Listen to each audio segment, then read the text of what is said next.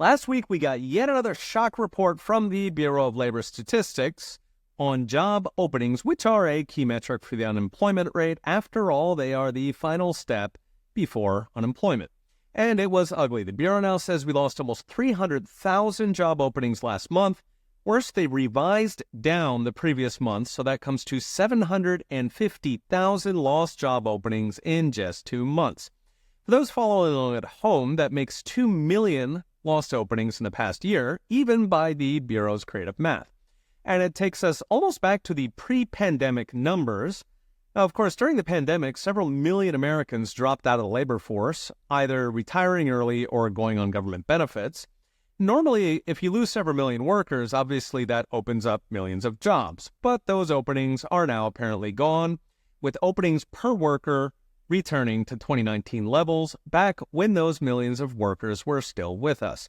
In raw numbers, the worst of it, of course, was private sector hiring. Government does indeed take care of its own. It was the worst 2-month drop in construction jobs on record, so yes, even worse than the 2008 housing crash. Beyond construction, in just 1 month, we lost 30,000 manufacturing openings, 43,000 IT openings, over 100,000 leisure and hospitality, like restaurants, and nearly 200,000 healthcare job openings.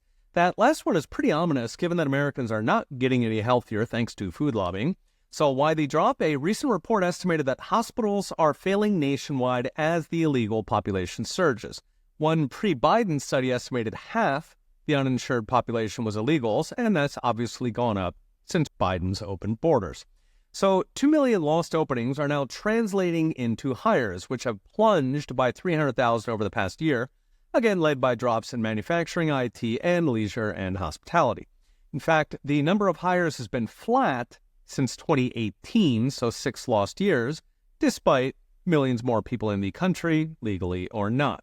All of this is coming for those lovingly cooked official unemployment numbers, which of course exclude the millions who've dropped out or given up on work. They do, however, count the illegals. Naturally, it has not made a dent in mainstream media's vibe session narrative that your grocery bills are all in your head. So what's next? Brought to you by Unchained.com. Inflation's been resurging since October. Now the jobs and growth data are saying we are headed into a 1970s stagflation. Just last week, GDP was revised down again to just 1.3%, which is barely above population growth. It's possibly lower than population growth because they don't know how many people are coming. At this point, unless we get a miracle out of Washington, expect to see more deterioration in job openings, deterioration in actual jobs, and deterioration in consumer spending that at this point is hanging by a thread. The one bright spot is the election. Markets and companies make plans for tomorrow, not today, meaning that if Trump continues surging in the polls, and more important given cheating in the betting markets, we could see a turnaround in jobs. Trump's last go-around was rocket fuel for the economy and small businesses.